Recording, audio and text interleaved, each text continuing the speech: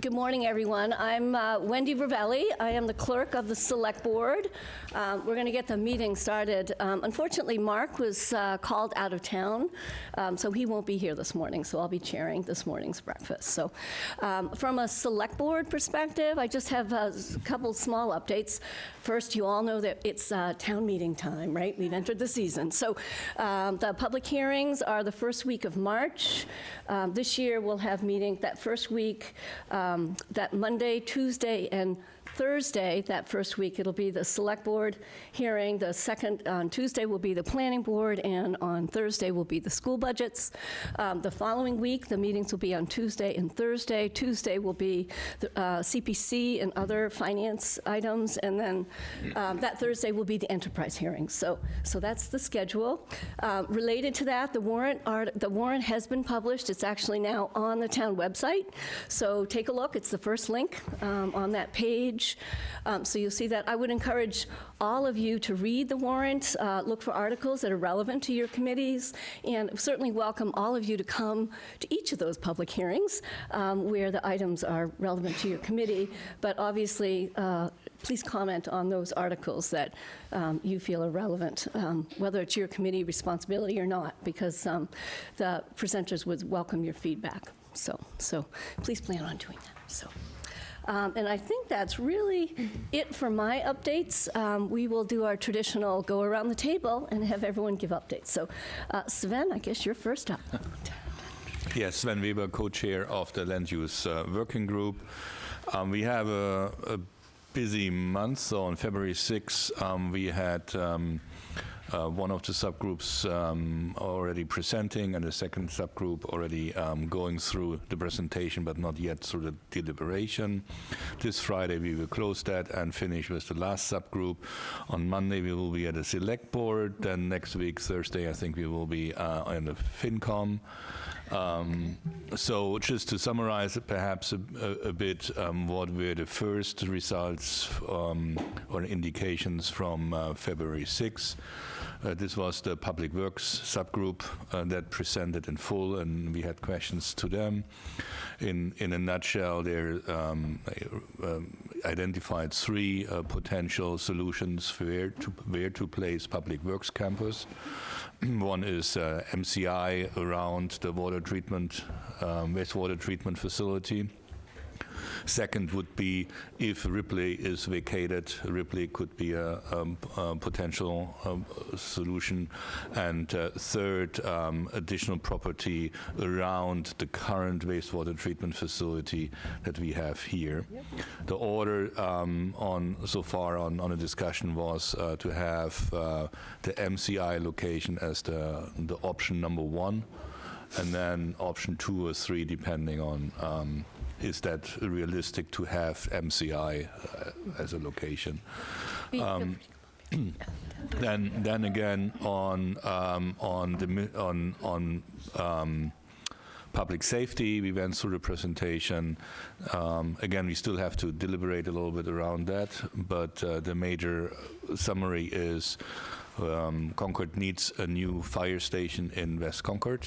No question asked. That is not sustainable.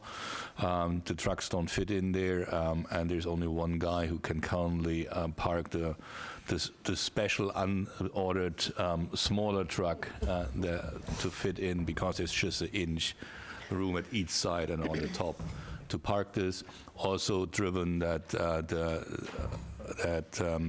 the major action for fire is in West Concord already, plus all the development, 240Bs, MCI coming. It makes sense to establish West Concord as the new fire headquarter and more or less downgrade the location here to a sub.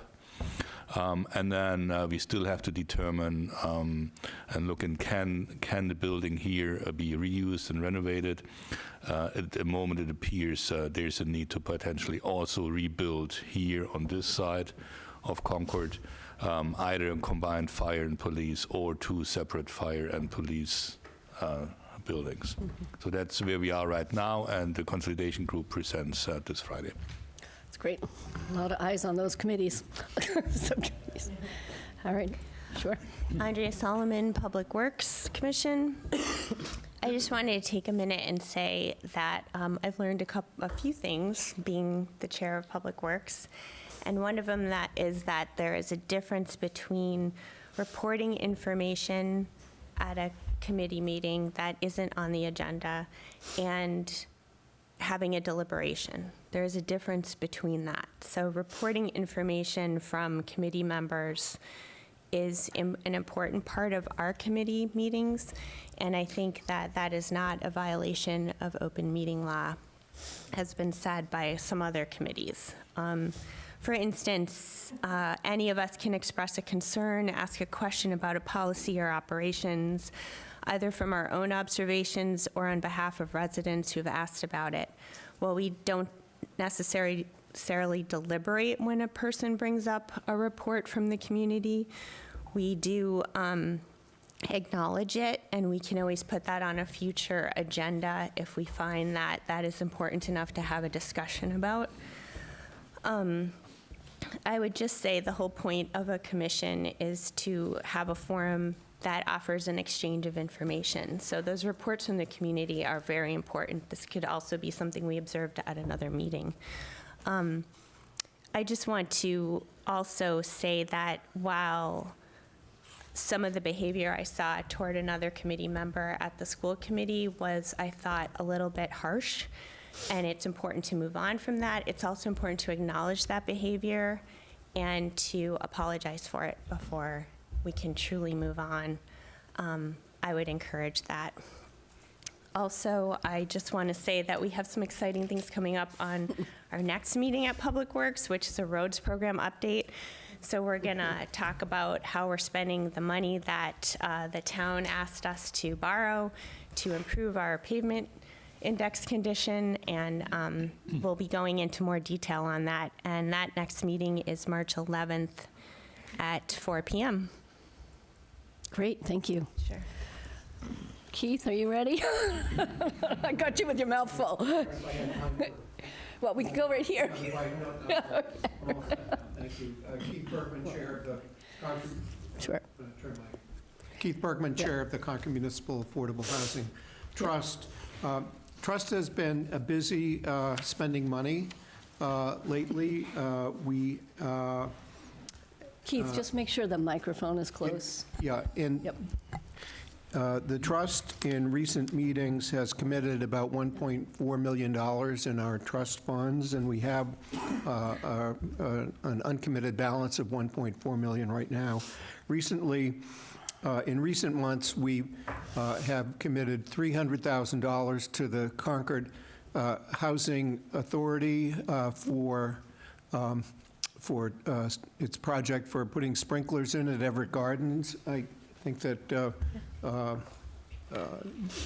that we may hear more about how that's triggered outside funding, which is great, and which we were able to do because we had the money in our pocket to spend. If the housing authority had to go to town meeting and wait for the funds next July, they would not have been able to go and grab $750,000 in state funding right away. So congratulations to them.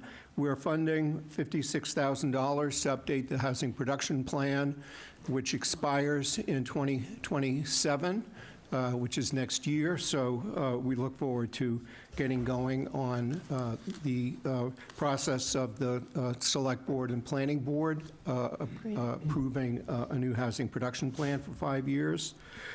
We have approved a loan of $350,000 to the Concord Housing Development Corporation towards their homeownership buy-down program to be able to finally get a unit purchased, fix it up, and then sell it and use the proceeds of sale to pay back that $350,000 loan.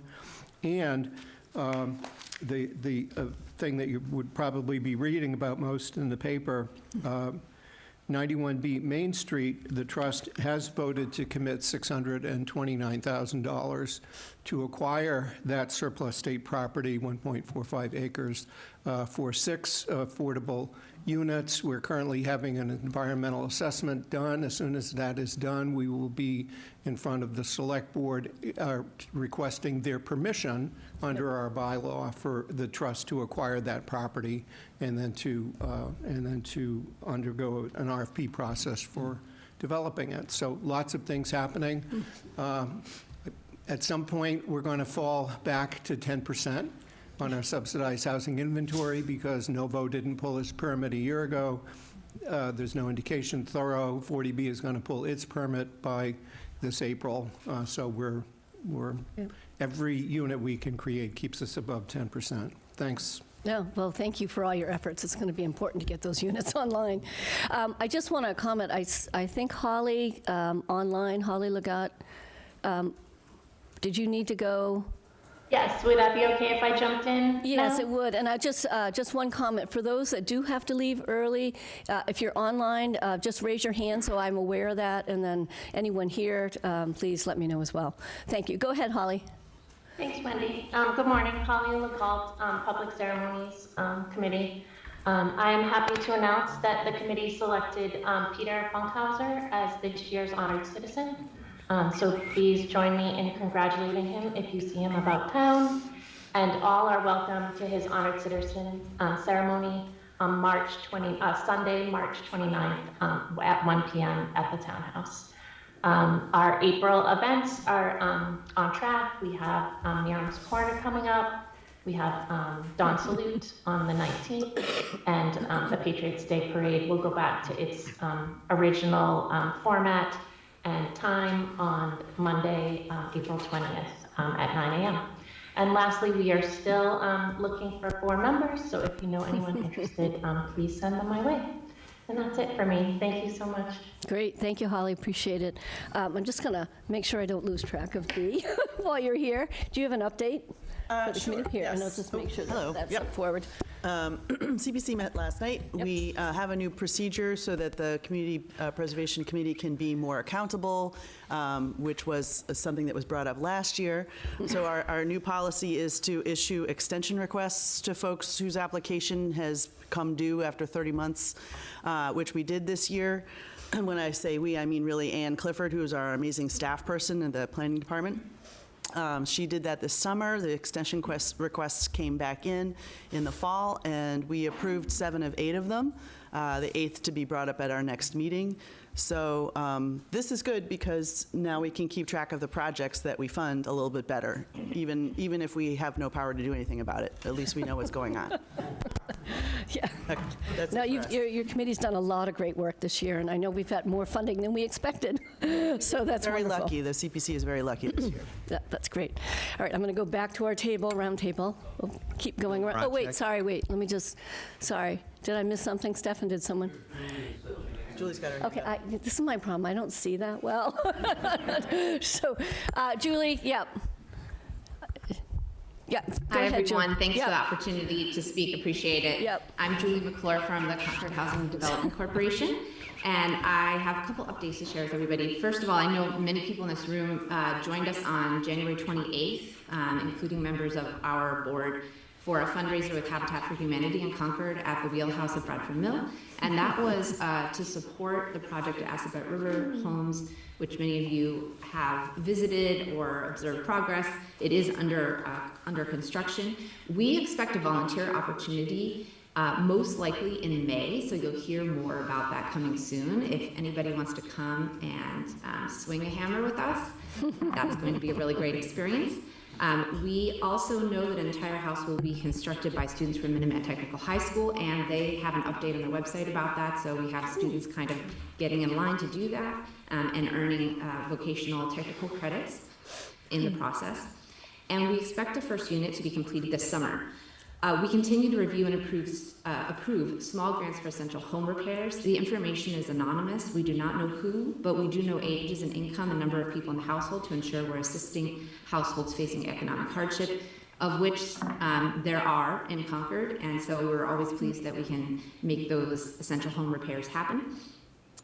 We are continue to work with the CMAHT to extend money for the buy-down program. Keith had just mentioned that they voted in support of our grant request, our working capital loan request, so that we could identify and purchase a unit that could be sold via housing lottery and add to that subsidized housing inventory 10% threshold that was previously discussed. So there's lots to report. There's going to be a busy season we expect this spring, and we appreciate the work of everyone who's joined us here for commissions for the town of Concord. Thank you. That's great. We'll look forward to that volunteer opportunity. All right, back to the table. Sorry, yeah. Bill Maracek, Chair of the Personnel Board. We're still waiting for the handbook to arrive at the Personnel Board for its review. We're anticipating, if it's not for our March meeting, we've been told, for our April meeting. Great. We've been running with just 3 people for probably at least 6 months, and so we put a little note in the Concord Bridge last issue, and we received 4 individuals Great. who are interested in belonging to the Personnel Board. I mean, we All are right, the we have a funnest trend. board in town. But Great. oh, okay. Anyway, so we have 4 individuals. We only need 2. I think I'm still in the interviewing stage. Great. And I think when Mark gets back, he will likely also talk with these folks. But the Concord Bridge is just a wonderful resource. Yep. And I wish we would have thought about it earlier than we did. So thanks, Dakota. So, I'll just comment on that. I know that we are at that stage of the year when committees are turning over. You're all probably expecting to look at new chairs for next year, and you're all going to be in need of new committee members. I've had some conversations with other individuals about how can we get the word out and potentially create a forum for people to ask questions about what's going on and what's available. So, more to follow on that. But I've had a lot of people approaching me on how can we get more people engaged in the community. So you might hear more of that. And I actually did forward someone on to Mark also for your committee, but glad to hear you've got lots of candidates. That's wonderful. Great. Tracy.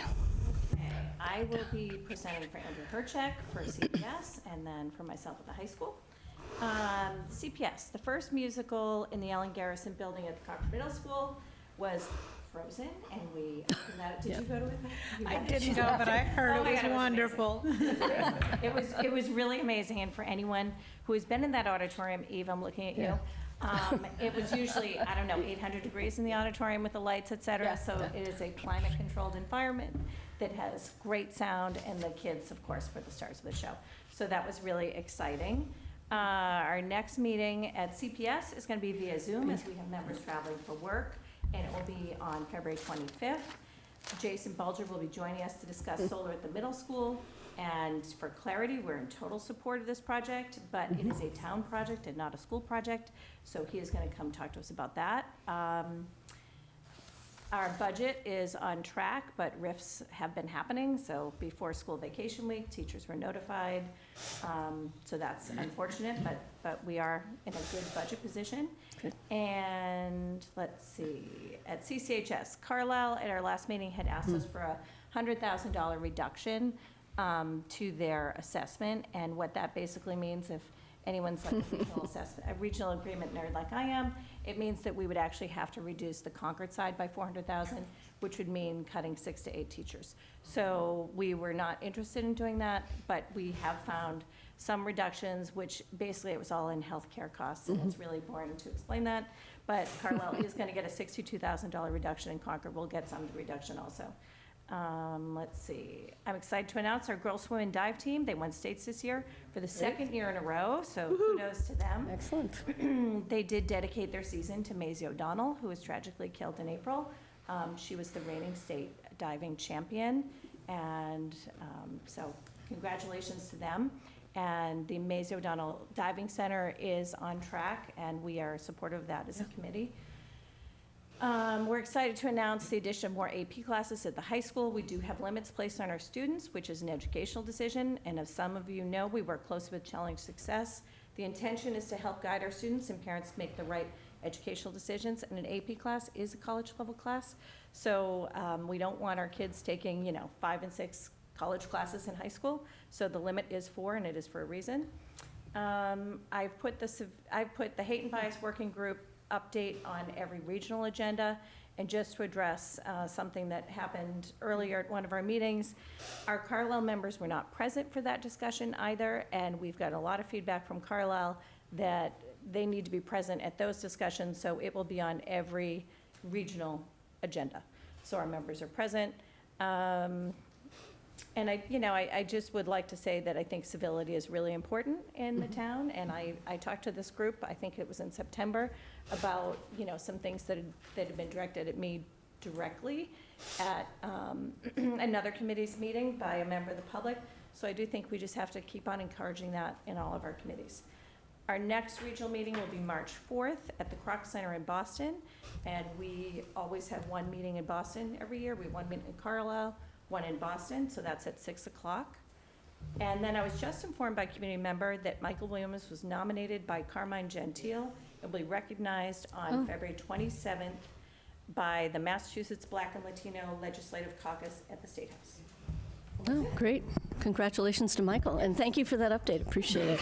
I'll also just comment, the Select Board is expecting a small reduction also in the town budget related to insurance costs. All of us had very large plug numbers consistent with prior year actuals, so we'll see some further reductions there as well. All right, moving on. Pat. Thank you. Pat Nelson, the Middle School Building Committee, and yes, we had another first at the middle school, the performance in the auditorium.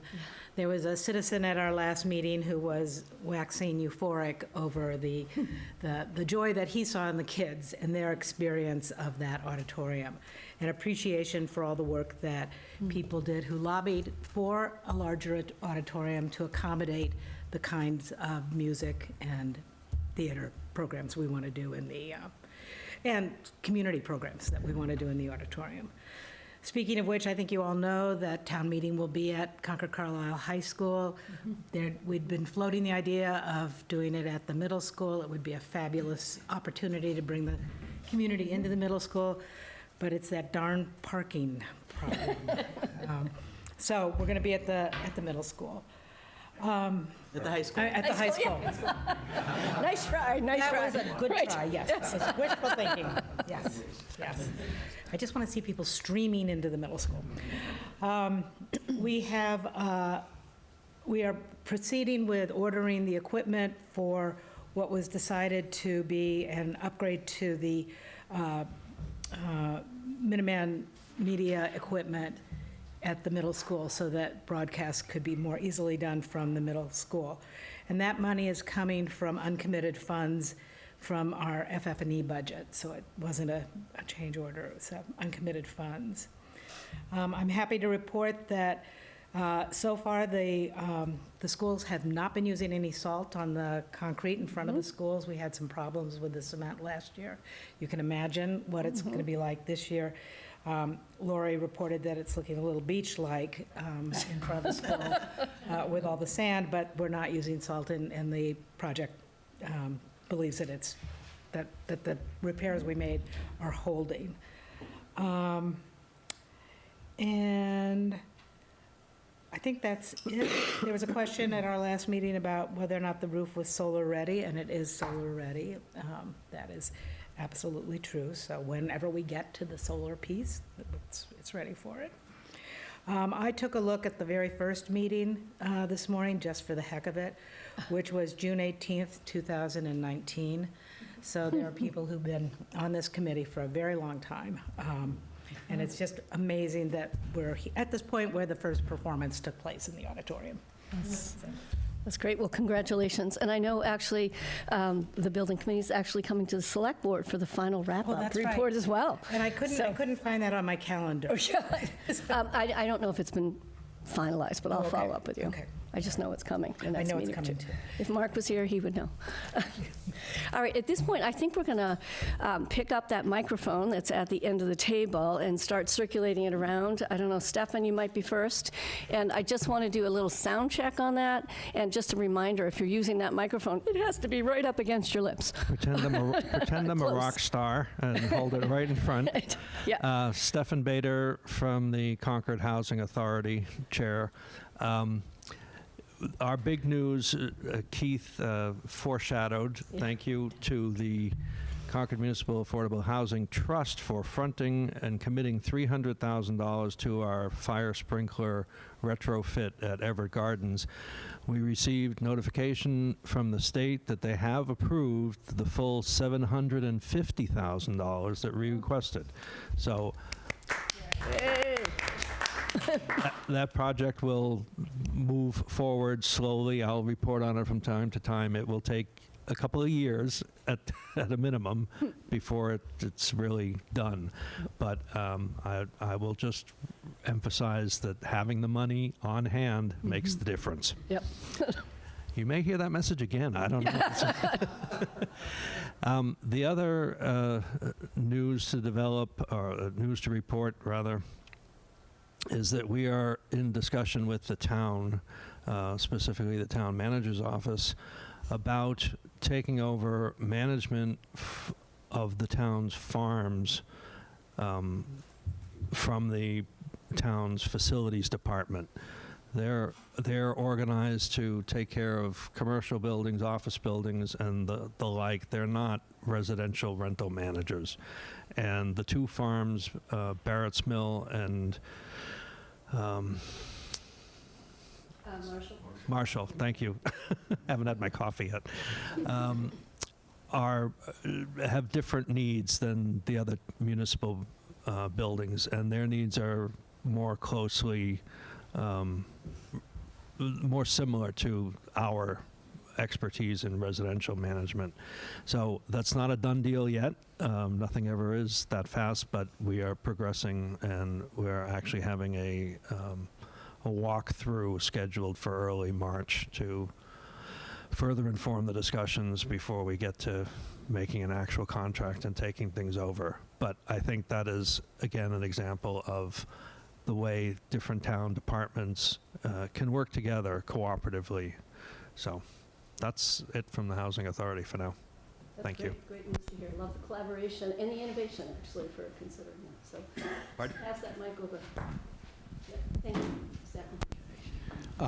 Tui Rogers, Chair of the Concord Cultural Council, and I want to second what Andres Solomon said, that we at the Cultural Council, we make our agendas as predictive as we can, and we send them in to be formalized, and but we can't cover all the issues we know are going to come up, and we welcome different issues coming up so that we can carry out our business. We also have a section of public input, as the school committee does, and we often respond to input as time permits. We are the Concord Cultural Council and the Concord Cultural District. We're turning our work area to the Cultural District, which is the downtown area, and we accept project proposals for art and other activities that happen here. We have $15,000 to distribute that the state Mass Cultural Council gives to us. So if you know or know of anybody who knows of a project that might be appropriate for that, please contact us. In keeping with our work as the Cultural Council, I do have a poem that I'd like to read that relates to kind of where we are right now and remembering our history a little bit. And if we're an imperfect country, at least we've had good intentions. And this poem was written 143 years ago. I'm sure you will all recognize it. It is called The New Colossus by Emma Lazarus. Not like the brazen giant of Greek fame, with conquering limbs astride from land to land. Here at our sea-washed sunset gates shall stand a mighty woman with a torch whose flame is the imprisoned lightning, and her name, mother of exiles. From her beacon hand glows worldwide welcome. Her mild eyes command the air-bridged harbor that twin cities frame. Keep ancient lands your storied pomp, cries she with silent lips. Give me your tired, your poor, your huddled masses, yearning to breathe free, the wretched refuse of your teeming shore. Send these, the homeless, the tempest-tossed, to me. I lift my lamp beside the golden door. Thank you, Tui.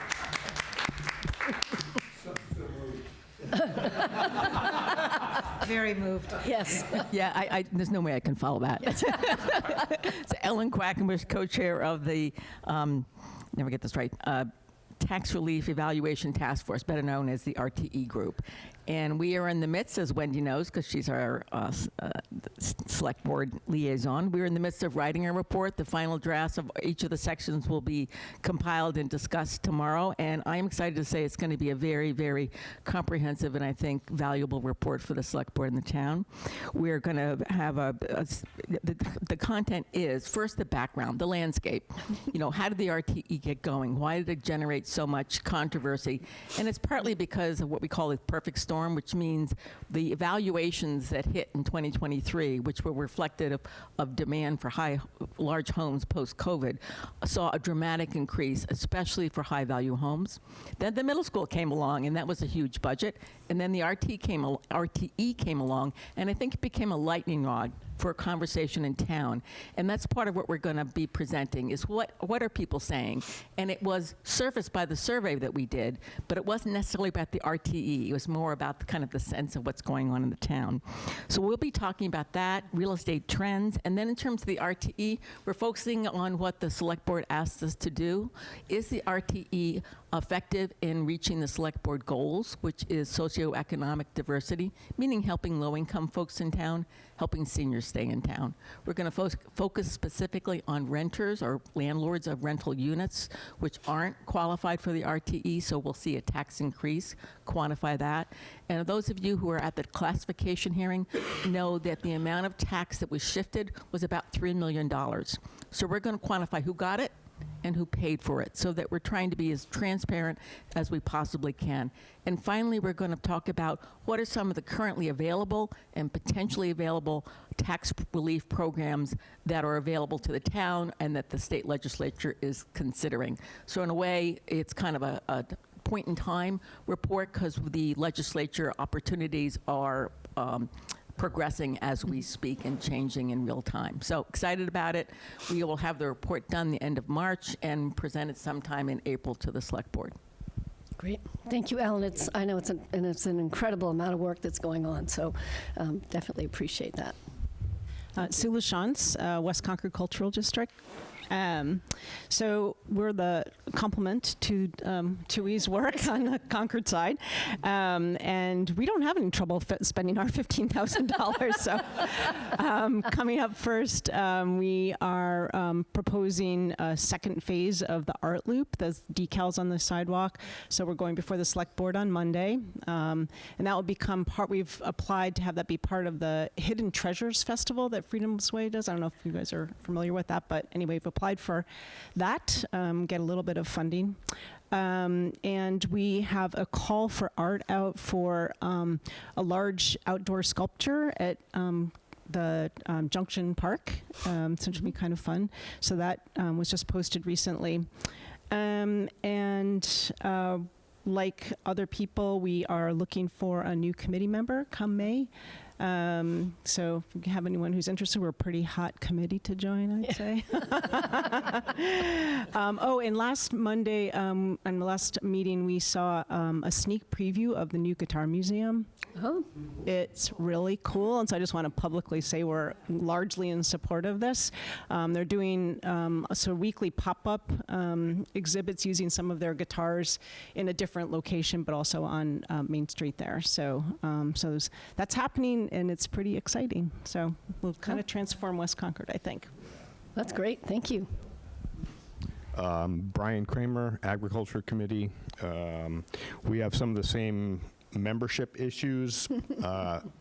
Ours are complicated by the fact that our committee is supposed to be constituted of a certain percentage of actual working farmers, which is a dying or a limited breed anyway. Yeah, we have a bunch of people who are kind of out of eligibility at this point.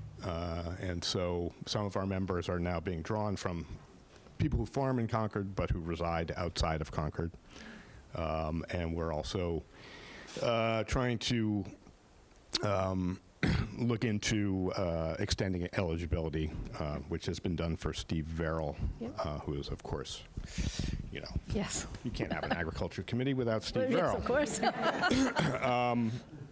So our big thing coming up is our spring forum, which we do every year to kind of wake people up to the growing season.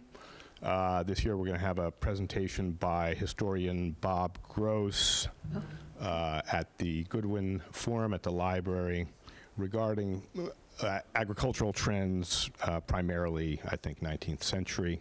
It should be interesting, at least from my perspective. Do you know what the date is of that? Yeah, it's, I think it's April 30th.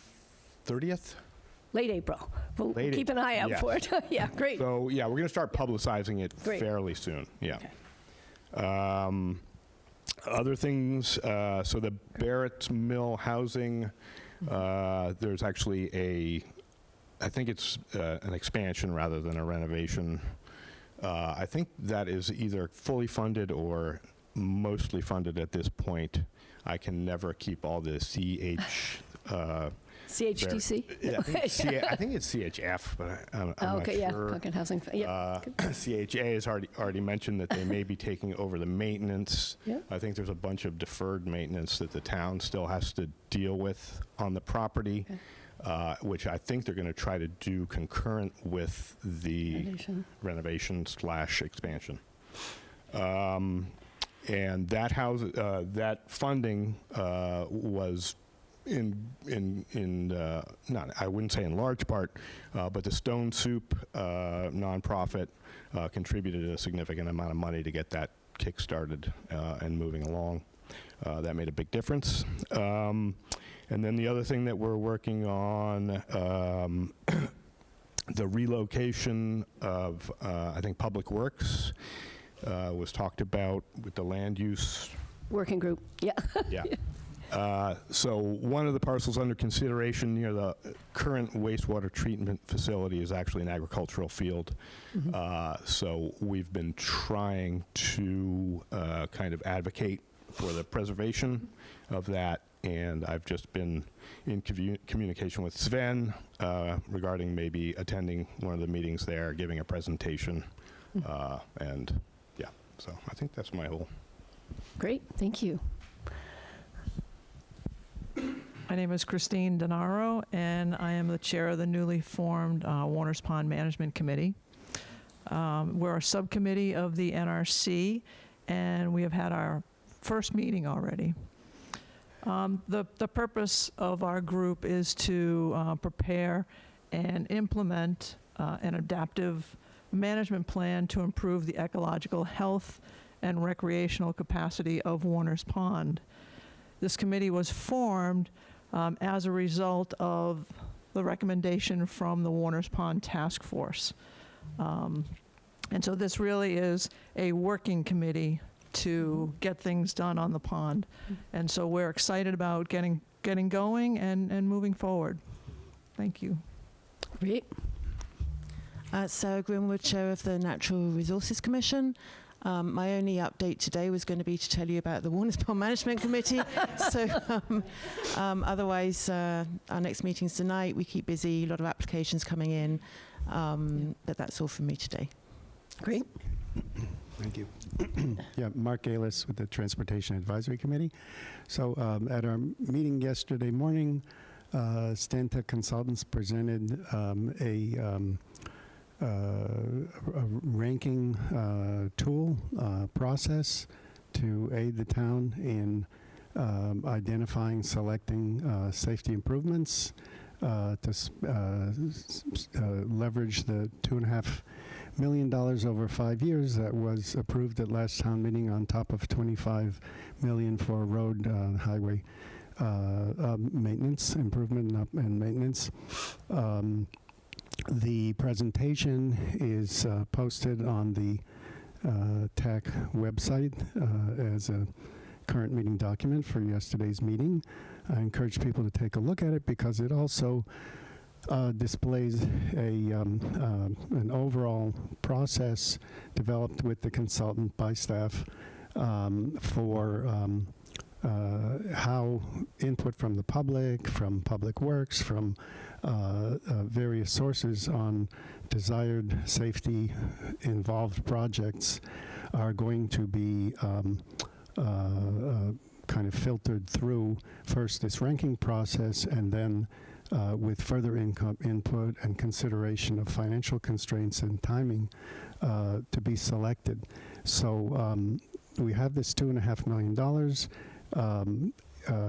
and the consultants have done a great job mapping out in terms of physical locations and needs and public input so that there can be a strong synergy between public works projects maintaining the roads with the larger budget and opportunities to simultaneously do, in an efficient way certain projects. But we have $2.5 million earmarked for safety, and despite the fact that there might be synergies and perhaps grants, et cetera, right now there's a list of over 100 projects for a total of $27 million. So some of these are going to be need to be things probably brought back to town meeting and to the larger public. There's a $4 million project on the list. There's Kenny Dunn Square, which ranks very high, if not at the top, and that's about $1.5 million. These are, provisional estimates, et cetera. But there are also projects on the list that have a lot of public desire to be done that are of the $20,000 or $30,000 or $40,000 or $50,000. So there's a desire on the part of Public Works Department to actually, get going on some of these and show some results. In addition to this, TAC is continuing to work on a revised charge, and most recently we've been taking into account, responding to suggestions from the town manager, particularly about the types of qualifications that might be most useful. And the town manager is the appointing authority for the Transportation Advisory Committee. And that latest draft is going to be discussed at the next TAC meeting, and it's posted also as on the TAC website. TAC is continuing to consider how we can best support the mobility section development of the new Climate Action and Resilience Plan. And so we're going to discuss that some more at our next meeting or two to give kind of input back as a committee. One other thing, if you go into that mobility section posted on the 2020 plan on the town website, one of the sections is public transit, and I can tell you that TAC is very interested in that, and that staff is having some conversations with Acton, Maynard, Sudbury, I believe, et cetera, about some possible fixed routes to develop in the future. Thank you. That's great. Mark, can I just ask one question? You've put the tool together. Is there information online about actual projects and that prioritization so people have awareness to what that backlog is? That's that is coming. Okay. That All is right. coming. Public wants to know, I'm sure. Yes. No, that is coming. That is coming, and there should be a recording up of the meeting to kind of describe the project and the process, and also tax questions and requests for sort of more information about methodology, et cetera. But obviously, if you have $500,000 a year and a $27 million set, there's going to be a lot of discussions. And, right. So the information forthcoming, and people should keep asking and be involved. Thank you. Yep, that's great. You're collecting a lot of great data, so that'll position us well for the future. Sorry. Brad, excuse me, Brad Dye with the Climate Action Committee. I'm happy to report to you, if you haven't already seen it on the town website, that the town of Concord has received a Municipal Vulnerability Preparedness 2.0 grant, an MVP 2.0 grant of $100,000 of new money for the town for resilience planning. And the rough plan is to spend about $50,000 of that, about half of it, on a community-led planning effort, and about $50,000 for a seed project to kickstart a resilience priority in town. I don't want the Climate Action Committee to take too much credit for that. It was mostly the work of the Deputy Town Manager to procure that grant, but we will very happily spend the town's money on this. So we're hopeful that we'll be able to center equity in whatever seed project we develop for resilience, thinking about the wide sweeping and unknowable nature of our climate emergency and the things we will need to be prepared for in the future. It's very difficult to know what the best application of $50,000 of seed money would be, but we want to make sure that we are thinking about our most vulnerable residents and those who are most easily overlooked as we begin in earnest our plans for the future. So we're very grateful to receive this money from the state. We're very grateful for Megan's work on that. We, along with CMLP and the Light Board, successfully co-hosted another round of Green Home Tours. Thank you, Wendy, for opening your home to all of us to walk in. It's a great cold day. It's a very cold day, and her heat pumps worked perfectly. Yeah. We're very grateful to the Light Board and CMLP for continuing this effort of public education. We're very grateful to be a part of it and to bring our volunteers into people's homes and see all of this wonderful technology working flawlessly. It can work flawlessly in your home, too.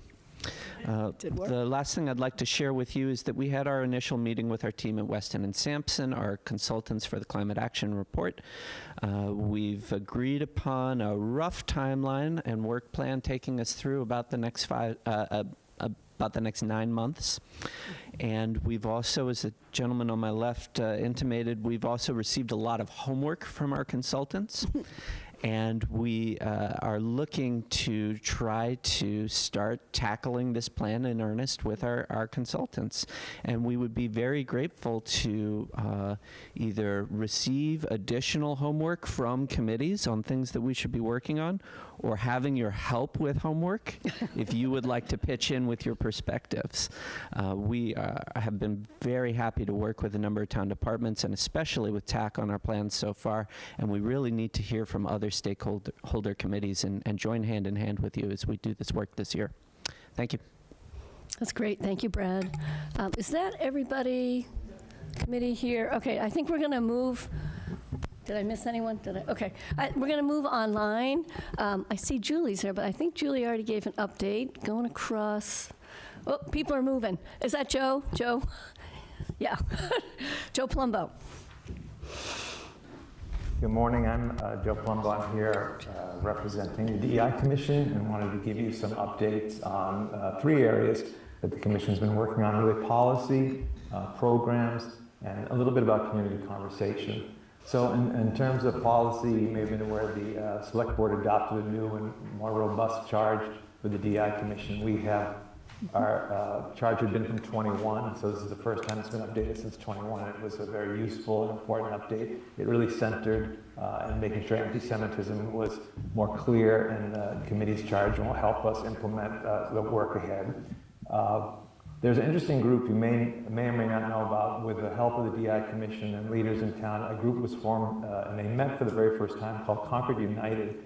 And Concord United is a combination of the town manager, the chief of police, the chair of the select board, the school superintendent, the chair of, one of the chairs of the school committee, the DEI representative of the school committee, and 2 chairs of the current, whoever the current chair of the DEI Commission is. And it's a cross-functional group to start really talking about some of these issues from multiple perspectives.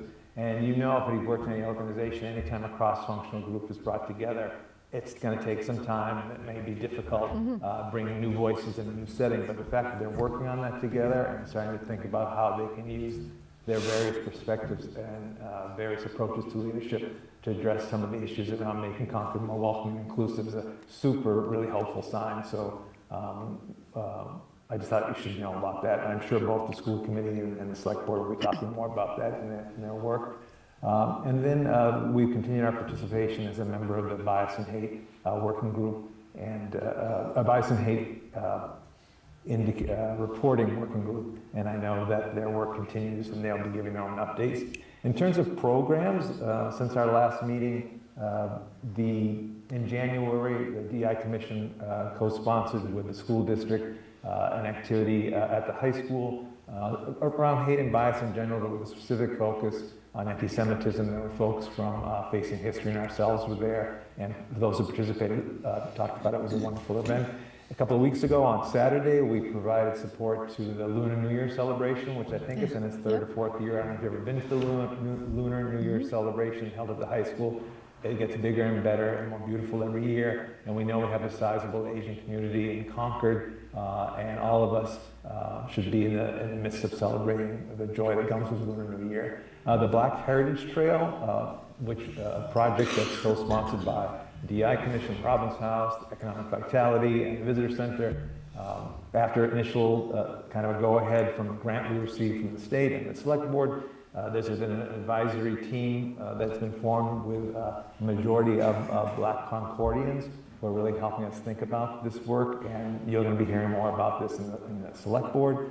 And another program coming up with, in collaboration with the school district and their DEIB office, we are sponsoring on March 31st Robin Oakes, and Robin Oakes has been to town a few times. She speaks specifically on LGBTQ+I issues and talks about letters and helps all communities, and specifically folks who may not understand how to talk about this with younger people, and she really brings in some good information. It's going to be the Goodwin Forum on the 31st of March. If you've never heard her and you're interested, it's really worthwhile. And I think, we do know the Holy celebration for our Southeast Asian community will be coming up in, I don't think they've set a date yet, but it's a spring celebration. And I cluster these all together because in addition to policy, these programs are things that the DI Commission, under the goal of the select board, is trying to create to help people see that you belong in Concord, you're welcome in Concord, and Concord is a community for everyone, and that's part of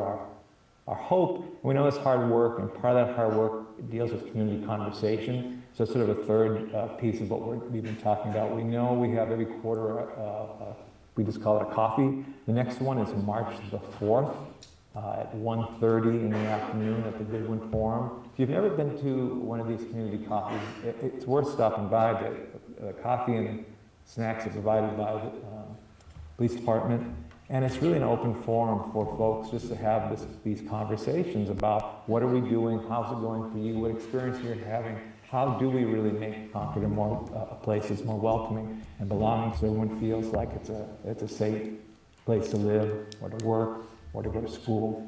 Additionally, there'll be a March 26th, as we did last year, there'll be a candidate forum, a DEI candidate forum, that evening of March 26th. As we know, it's election season, so there are candidates that want to talk about these issues.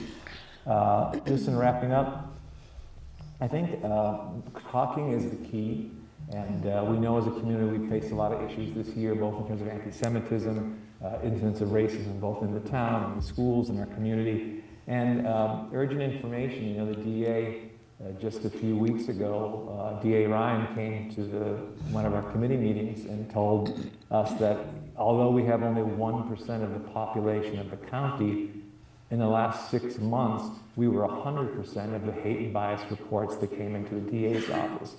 And these are hate and bias reports that come through the police department. So these aren't just random people calling on phone. These are issues that merited our own police department to let the DA office know. And I think that as a community, it's not our job to blame, but it's our job to acknowledge that urgent information and think about how are we talking about the fact that although we're 1% of the population, in the last 6 months, we provided 100% of the hate and bias complaints. So One of the things we're trying to do is urge the select board to find ways to talk about this publicly, because they may be great, it may be quite urgent to them, but it's important for the community to hear them talk about it.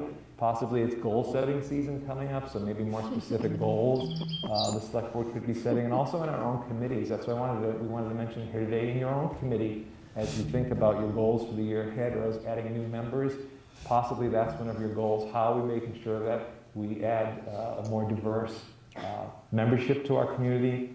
Some committees have charges that are like were last touched in 1982, maybe. Like, does your charge reflect appropriate language that says Concord is welcoming? That might be another place to think about it. All the members of the DI Commission, especially the chairs, are welcome to help you if there's something like, help us with this language, like we're happy to help you do that. Because only through these conversations are we really gonna make any progress. We've had a lot of hearings. We have hearings on cell phone updates. We have hearings on ponds. We have hearings on all sorts of things. Maybe it's time to have a hearing and getting folks in town talking about these issues more specifically. So if you're interested in this, please let us know any questions. And our next meeting is February 26th at 5:30 in the evening on Zoom, or you can join us over at Church Street across from the Harvey Wheeler. Thanks so much, and let me know if you have any questions. Thanks, Joe. I appreciate it. And, you know, there's certainly a theme here around collaboration across the community, and I certainly welcome that. And thank you, Joe, for you and your team and all that you're doing. So appreciate that very much. Happy to do it. I'm looking around. Jean Goldberry? Goldberry? Good morning, Jean Thank you. Goldsberry, the Commission on Disabilities. We have been really busy. We received a grant from the state to put together an ADA self-evaluation and transition plan. Concord's last plan was almost 20 years ago, yikes. And it certainly needs some updating. We put out an RFR, had some really good responses, and we selected a company to do the transition plan for us.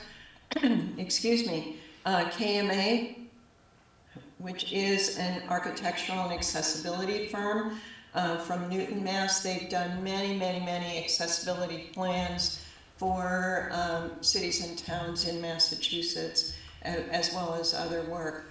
So they came to our last meeting, laid out their whole plan for how they propose to do this work. They'll be in touch with all of the town departments to talk about how accessible the services are and what the knowledge is about accessibility. They'll also be looking at physical accessibility for our public buildings and for our parks, and they'll be looking at digital accessibility for us. So it should be a really good plan. It is a short-term project. It's a pretty large project, but short-term because all of the money has to be used and spent and paid by June 30th. So it's a pretty condensed study, but they've laid it out very well, and they've got plenty of staff working on it. I think we're going to have a really good plan for the town for going forward. That's great. Thank you, Jean. And I think it might be the first time we've done digital accessibility before, so that's going to be great to have that focus. Right, All right. Yes, I agree. Yeah. All right, so I am going across, Kristen. Warren, sorry. You have your hand up. It's hard to keep track of them. Warren, are you unmuted? Oh, it's got to be promoted, sorry.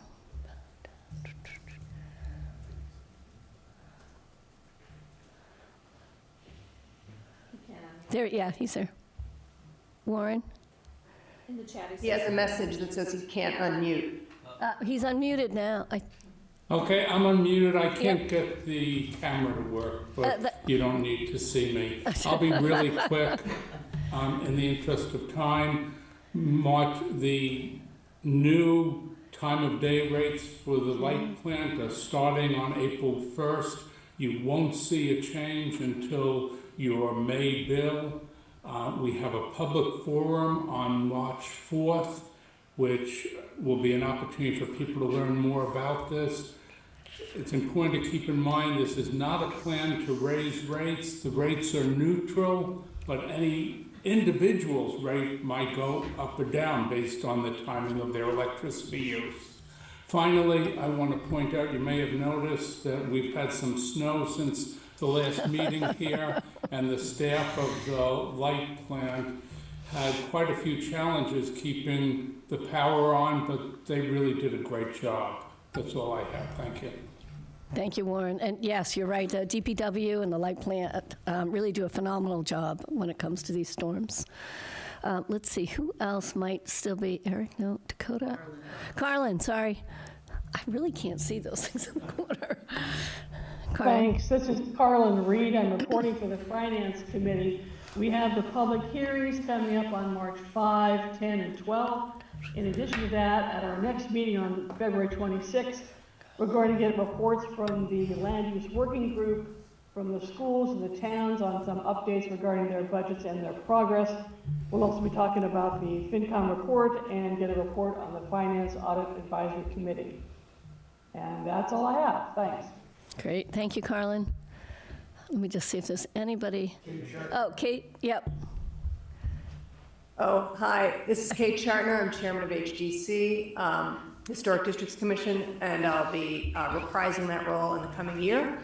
Our stuff doesn't really ever change. We meet the third Wednesday of every month or thereabouts. One thing that's new this year is we are going to meet in person again a couple of times. It'll be hybrid. I think we've just added 4 of those to the calendar. So it's for the commissioners at least to get together. Applicants can still do it by Zoom if they prefer, but once in a blue moon, people say they would rather be in person, so we're going to try that this year. And that's about it. Great. Thanks for that update. Let's see who else might still be online with an update. I think that's everyone. Is there someone else? Joe? Jean? I think we got everybody. Any last comments from anyone? Nope. I actually, you know what, I am chair of a couple committees. I will mention that the Financial Audit Advisory Committee did meet. I know there's been a lot of attention on the audit. There'll be more, and then we're also meeting again next week to actually talk about the CMLP and the school audits.